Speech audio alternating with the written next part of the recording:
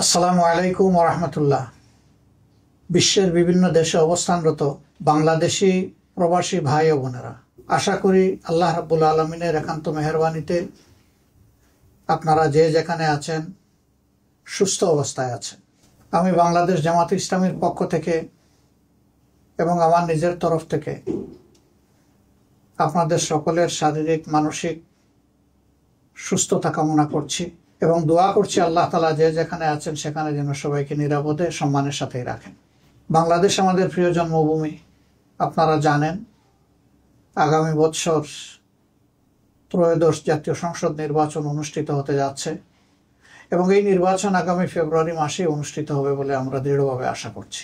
এই নির্বাচনে প্রবাসী ভাই ও বোনেরা যাতে তাদের ভোটের অধিকার প্রয়োগ করতে পারেন, এই জন্যে পরিবর্তিত পরিস্থিতিতে গত বছরের 5 আগস্টের পর থেকে দাবি আমরা অত্যন্ত জোরালোভাবে জানিয়ে আসছিলাম। আনন্দের বিষয়ে দাবি ইতিমধ্যে গৃহীত হয়েছে এবং ইতিমধ্যে প্রবাসে অবস্থানরত বাংলাদেশি ভাই বোনদের ভোটার রেজিস্ট্রেশনের কাজও চলমান রয়েছে।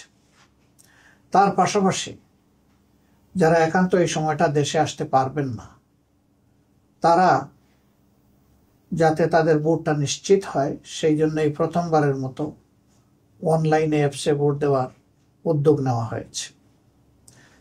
কাজেই যারা আসতে পারবেন না তাদের দুটি রেজিস্ট্রেশন লাগছে, একটি ভোটার হওয়ার জন্য আর একটা ভোট দেওয়ার জন্য প্রবাসে অবস্থান করে।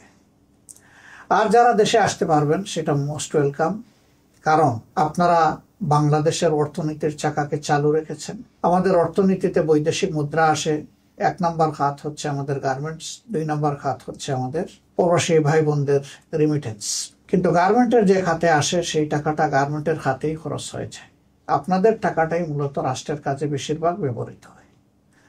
আপনি জানেন না অথবা জানেন যে আপনাদের এই কষ্টের অর্জিত অর্থ যা দেশের জন্য, পরিবারের জন্য আপনারা পাঠাচ্ছেন, সরকারি অব্যবস্থাপনা, দুর্নীতি, লুটপাট ইত্যাদির কারণে এই টাকার প্রপার সদ্ব্যবহার হয় না।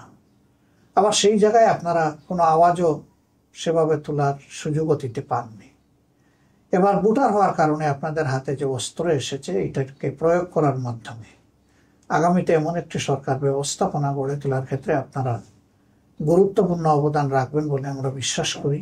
আপনাদের আস্থা এবং বিবেচনা অনুযায়ী যেই দল কিংবা পক্ষ সরকার পরিচালনার দায়িত্বে পেলে জনগণের সম্পদের মালিক না হয়ে জনগণের সম্পদের পাহারাদার হবে এবং জনগণের সেবক হবে, সেই দলটার হাতেই আগামী দিনের চাবি দেশ পরিচালনার উঠুক, সেটা আমরা সকলে প্রত্যাশা করি, কামনা করি। বাংলাদেশ জামাত ইসলামী আপনাদের সকলের ভোটের অধিকারের প্রতি দারুণ শ্রদ্ধাশীল। এই জন্যে রিমিটেন্স যোদ্ধাদের সর্ববৃহৎ অথবা সবচেয়ে গুরুত্বপূর্ণ এই অধিকারটি তাদের হাতে তুলে দেওয়ার জন্য ছিল আমাদের লড়াই। এই লড়াই তখনই সার্থকতা পাবে যখন আপনারা ব্যাপক হারে ভোটে অংশগ্রহণ করবেন। আপনি অবশ্যই আপনার পছন্দের দল এবং প্রার্থীকে নির্বাচিত করবেন, এক্ষেত্রে আপনার পূর্ণ স্বাধীনতা রয়েছে। আমরা আশা করব অতীতের অভিজ্ঞতা, চলমান অবস্থা সামনে রেখে ভবিষ্যতে কার হাতে দেশের দায়িত্ব তুলে দিলে আপনাদের আশা আকাঙ্ক্ষার প্রতিফলন হবে, দেশে থাকা আপনাদের আপনজন প্রিয়জন স্বস্তি পাবে, একটি দুর্নীতিমুক্ত, চাঁদাবাজ মুক্ত, দখলদার মুক্ত, মানবিক একটি সমাজ প্রতিষ্ঠিত হবে। বৈষম্যহীন সেই মানবিক সমাজ প্রতিষ্ঠার লড়াই আমরা চালিয়ে যাচ্ছি। এই লড়াইয়ে আপনাদের সকলের দোয়া, ভালোবাসা, সমর্থন আমরা প্রত্যাশা করি। আপনারা ভালো থাকবেন। আল্লাহ তাআলা আপনাদেরকে, আপনাদের পরিবারের সকলকে, আপনাদের বন্ধু বান্ধবকে সুস্থ রাখুন, ভালো রাখুন।